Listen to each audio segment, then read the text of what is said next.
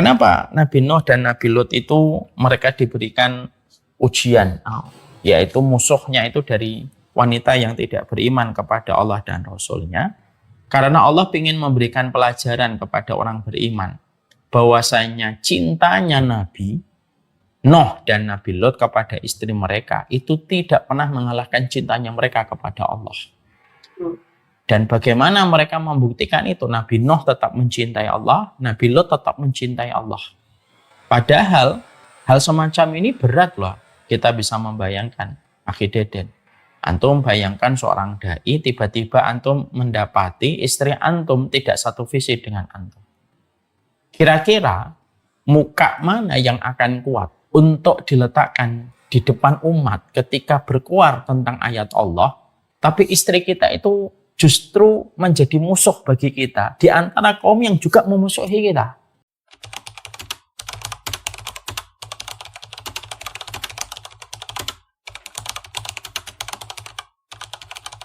Assalamualaikum warahmatullahi wabarakatuh.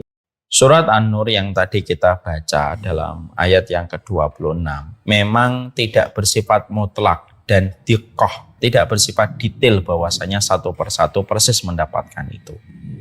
Terkadang Allah memberikan garis takdir yang terkadang memang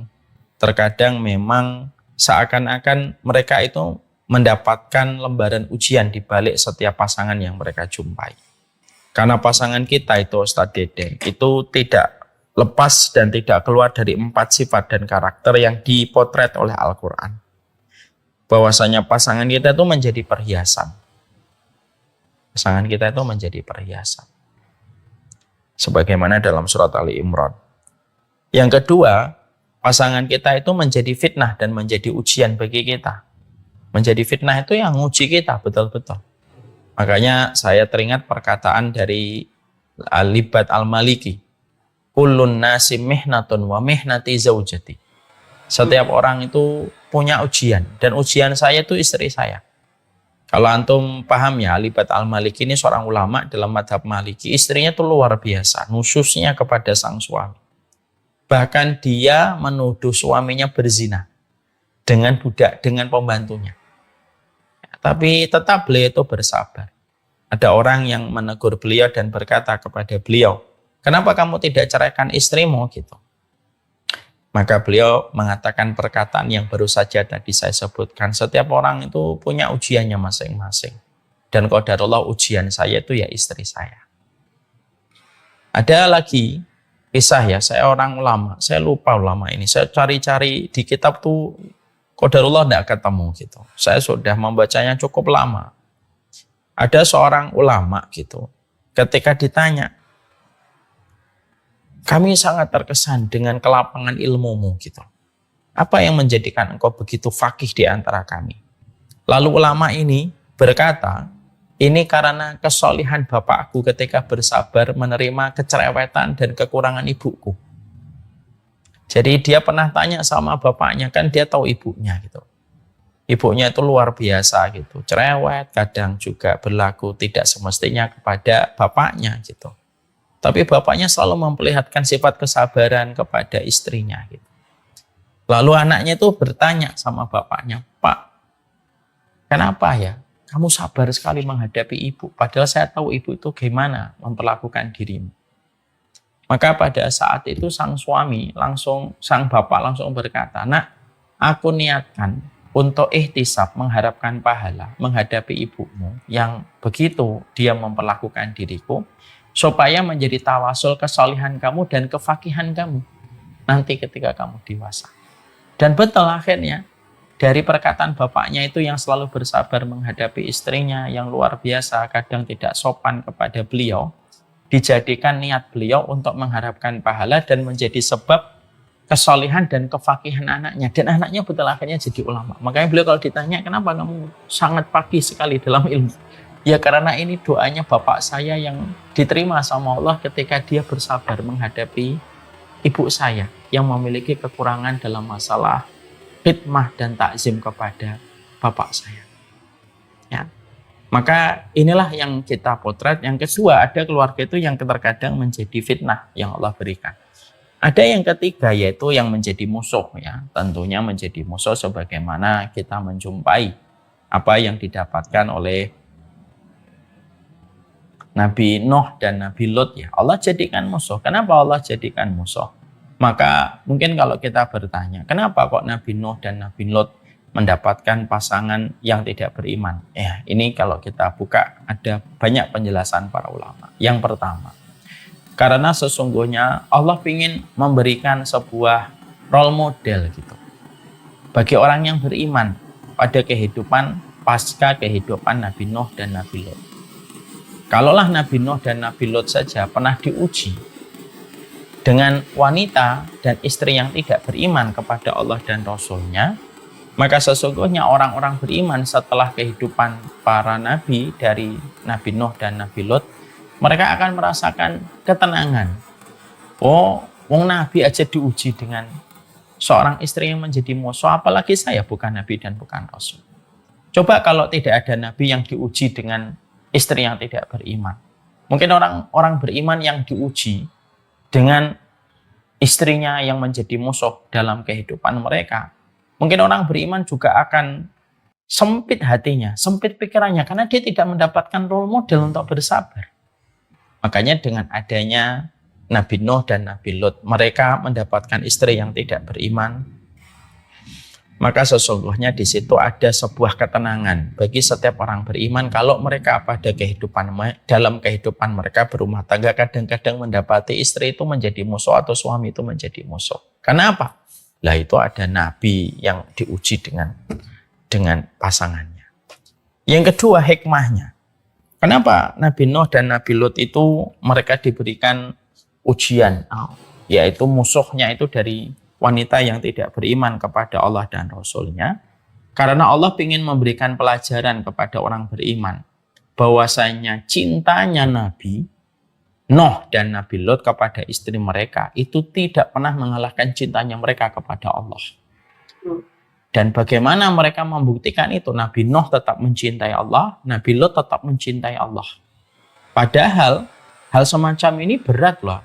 Kita bisa membayangkan, Akhi Deden. Antum bayangkan seorang dai, tiba-tiba antum mendapati istri antum tidak satu visi dengan antum. Kira-kira muka mana yang akan kuat untuk diletakkan di depan umat ketika berkuar tentang ayat Allah, tapi istri kita itu justru menjadi musuh bagi kita di antara kaum yang juga memusuhi kita.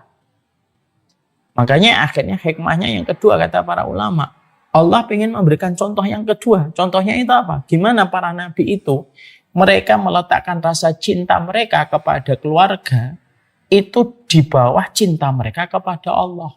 Dan bagaimana mereka kehilangan istri mereka yang tidak beriman kepada Allah dan Rasul-Nya, itu menjadikan mereka hanya bersandar kepada Allah semata. Ya, karena banyak orang yang terkadang bisa berubah karena kondisi seorang wanita. Kan kita ngelihat ya, berapa banyak laki-laki yang mereka kehilangan akalnya yang sempurna karena mengikuti wanita kan?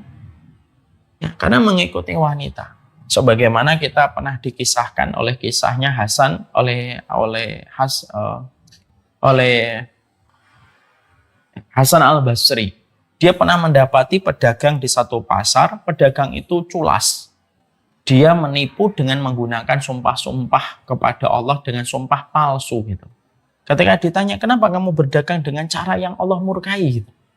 Ya karena aku punya seorang istri yang selalu menuntutku untuk memberikan uang belanja yang besar. Dan kalau aku tidak melakukan ini, aku tidak bisa memenuhi kebutuhannya. Di situ kita mendapati berapa banyak laki-laki itu yang bengkok. Kehilangan akalnya ketika dia mendapatkan cintanya kepada istri itu justru membengkokkan dia dari jalan Allah. Makanya Allah memberikan contoh nih, Nuh dan Lut. Bagaimana mereka cinta sama istrinya? Kan mereka sayang sama istrinya. Mau mereka nikahin kok. Para nabi dan para rasul tetap memiliki rasa cinta karena mereka tetap manusia biasa. Mereka menikah dan mereka punya anak. Dan mereka juga memiliki rasa sayang gitu. Tapi rasa cinta mereka kepada istri mereka ketika istri mereka tidak beriman, mereka siap berkorban dengan apa saja ketika mereka memprioritaskan Allah. Artinya jangan sampai seorang laki-laki itu bengkok. ketika mereka mengikuti dan mencintai istrinya terlalu besar. Akhi Deden pernah nggak mendapati kisah bagus banget dari Buya Hamka? Buya Hamka itu cinta banget sama istrinya. Kalau tidak salah saya pernah membaca di biografi beliau. Buya Hamka itu ketika istrinya meninggal dunia, beliau itu memperbanyak sholatnya dan memperbanyak tilawahnya. Lalu anak-anaknya berkata, kenapa semenjak Umi meninggal, Abi ini, Buya ini memperbanyak sholat dan memperbanyak sholat dan memperbanyak tilawah. Maka pada saat itu Buya Hamka menjawab, karena aku begitu sedih ketika ditinggalkan ibu kalian. Dan aku khawatir jangan-jangan cintaku kepada ibu kalian itu lebih besar daripada cintaku kepada Allah. Maka aku bayar dengan memperbanyak sholat taubat, karena aku bertobat kalau aku memang cintaku lebih besar kepada istri daripada kepada Allah. Aku bertobat, ya Allah, aku ingin mencintaimu lebih besar daripada aku mencintai istriku. Dan aku memperbanyak tilawah, karena Quran itu adalah orang-orang yang mencintai Allah dan dicintai oleh Allah. Itu kan sudut pandang yang sangat luar biasa, yang hanya bisa diucapkan dan dilakukan sama orang-orang yang keterkaitan hatinya dengan Allah itu kuat sekali. Karena terkadang kita juga harus paham bahwasanya cintanya laki-laki kepada istri dan cintanya seorang istri kepada laki-laki itu terkadang itu sudah melampaui batas. Dan Allah memberikan hikmah dengan kisahnya Nabi Nuh dan Nabi Lut itu. Makanya kan peristiwa tentang Nabi Nuh ketika beliau berhadapan dengan Kan'an itu kan sempat ditegur oleh Allah ketika Nabi Nuh akan memintakan ampunan kepada Kan'an. Padahal Kan'an itu sudah ditegaskan oleh Allah, dia bukan dari keluargamu, wahai Nuh. Itu yang kedua. Yang ketiga, ya hikmah kenapa Nabi Nuh, Nabi Lut mendapatkan istri yang tidak beriman kepada Allah dan Rasulnya gitu. Nah, untuk menjelaskan kepada kita bahwasanya ujian terberat dalam dakwah itu ketika mendakwahi keluarga.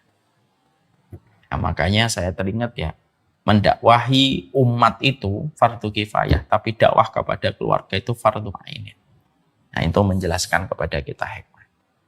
Nah, yang keempat, potret yang sifat yang dipotret di dalam Al-Quran tentang masalah keluarga itu apa? Yaitu keluarga menjadi qurrata ayun sebagaimana pada surat Al-Furqan 74. Nah, makanya disitulah kita harus paham manusia itu kan hanya berpindah dari satu takdir kepada takdir berikutnya. Gitu. Kalau ada manusia yang baik, ketika Allah takdirkan dia dengan orang yang tidak baik, bukan berarti dia tidak baik, berarti takdirnya dia belajar untuk bersabar. Kita tidak pernah tahu siapa yang datang pada teras kehidupan kita, apakah membawa bunga yang membuat kita tersenyum, ataukah yang datang membawa duri yang membuat kita terluka. Kita tidak pernah tahu. Yang kita lakukan adalah ya kita bersabar pada setiap proses takdir yang Allah berikan kepada kita, karena manusia itu hanyalah sekumpulan takdir. Manusia itu hanyalah sekumpulan takdir, dan kita hanya berpindah dari satu takdir satu ke takdir berikutnya. Tapi yang jelas takdir itu tidak ada yang salah. Hikmahnya pasti memberikan kebaikan untuk kita. Kalau tidak hari ini besok, kalau tidak besok lusa, kalau tidak lusa ya pasti nanti di akhirat kita temukan hikmah terbaiknya.